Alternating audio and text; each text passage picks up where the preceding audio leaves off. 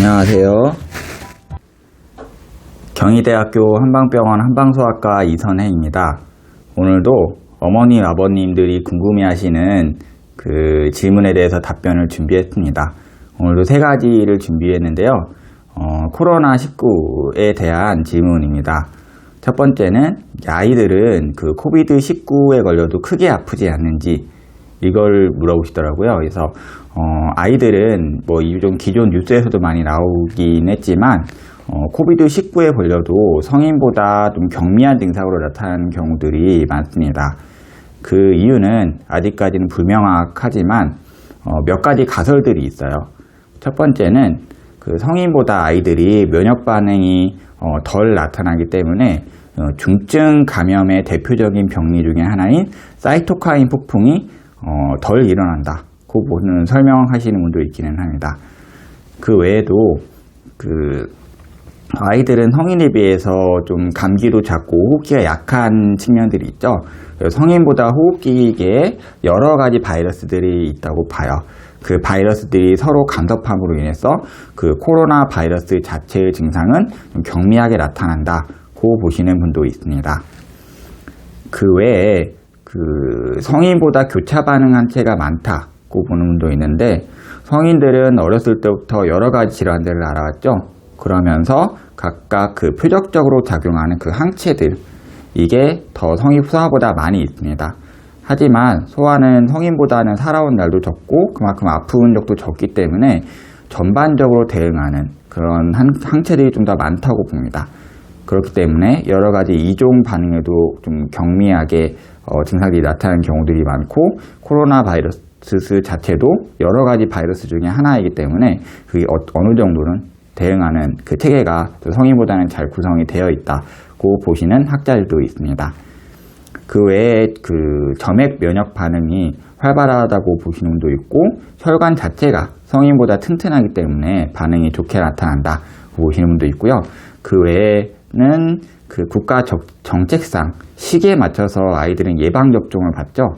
그러한 예방접종들이 여러 가지 이종 보효과를 보인다는 설도 있어요.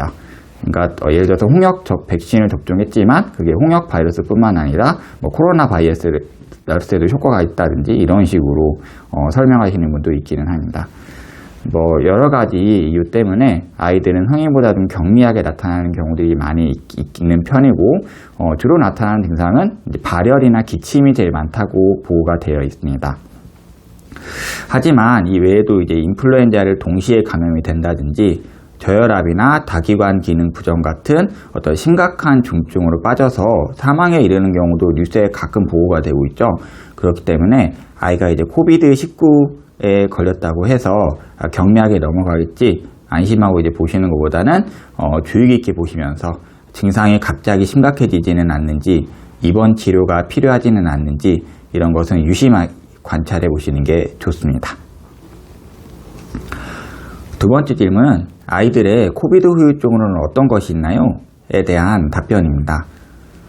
일반적으로 급성 코로나 감염이 회복된 이후에 2개월 이상 증상이 지속되는 경우, 그러니까 코로나 첫 증상으로부터 3개월 이상 지속되는 증상이 있는 경우를 코비드 후유증, 롱 코로나라는 식으로, 롱 코비드라는 식으로 얘기를 합니다.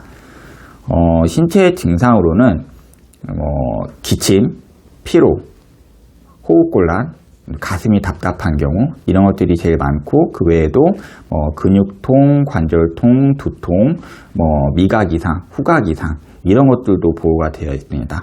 이 밖에 흔한 정신 증상으로는 집중력이 떨어진다든지, 예를 들면 포기 브레인이라는 얘기를 하죠.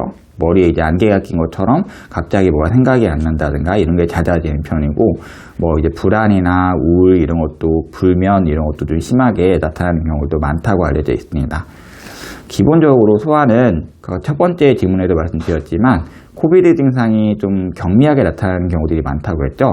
그렇기 때문에 성인에 비해서도 코비드 후유증이 덜 나타나는 경향이 있습니다.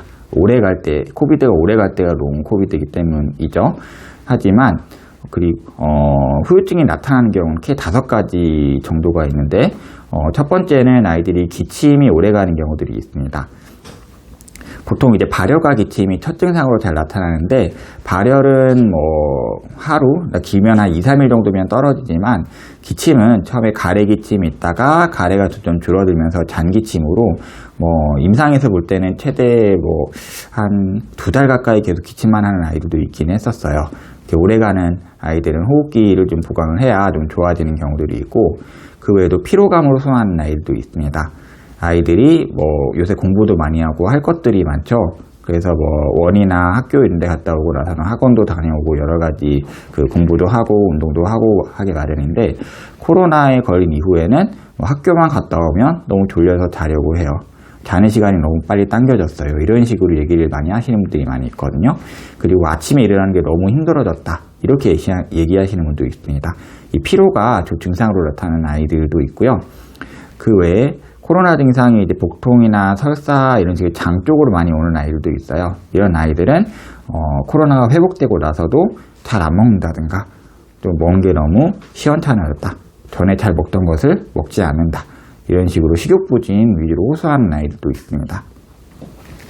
그 외에 집중력이 떨어진다고 호소하는 애들도 있긴 하는데, 예전에 숙제하는 게 30분 걸렸던 게 뭐 비슷한 난이도의 숙제를 하는데 뭐 1시간, 2시간씩 걸린다, 이렇게 얘기하는 분들도 있고요. 집중이 잘 안 돼서 아이가 좀 산만해진 듯하다, 이렇게 얘기하는 분들도 있습니다. 그 외에 이제 수면장애를 호소하는 경우도 있긴 하는데, 아이가 갑자기 자다가 자주 깬다든가 여러 가지 문제를 호소하는 경우도 있긴 하고요. 뭐 이런 케이스들이 보통 후유증이 많지는 않지만 나타나면 이런 경향으로 나타나는 다고 보시면 될 것 같습니다. 세 번째 질문은 소아 코비드 후유증에 도움이 되는 한약이 있을까요? 에 대한 질문입니다. 먼저 이제 잔기침이 오래가는 경우에는 호흡기가 많이 건조해졌다 보기는 해요. 그래서 이제 삼소음이나 청화보험탕 같은 호흡기의 진액을 보충하는 약재를 쓰면 좀 좋아지는 경향이 있고요. 아이가 이제 피로하다, 식욕이 없다, 이런 경우에는 또 양기가 많이 약해진 걸로 봅니다. 이런 타입에는 양위탕이나 보중익기탕 같이 소화기를 튼튼하게 하고 기운을 더해주는 약을 좀 쓰게 됩니다. 이 밖에 이제 수면장애가 있다든지 집중력 저하를 보이는 경우에는 정신신경계에 교란이 발생했다고 판단을 하는데, 이를 안정시켜주는 온담탕이나 총명탕 계통의 약재를 많이 활용하게 되고요.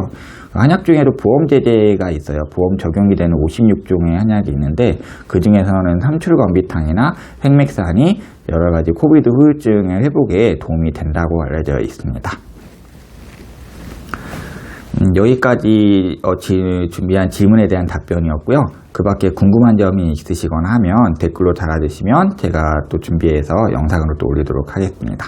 감사합니다.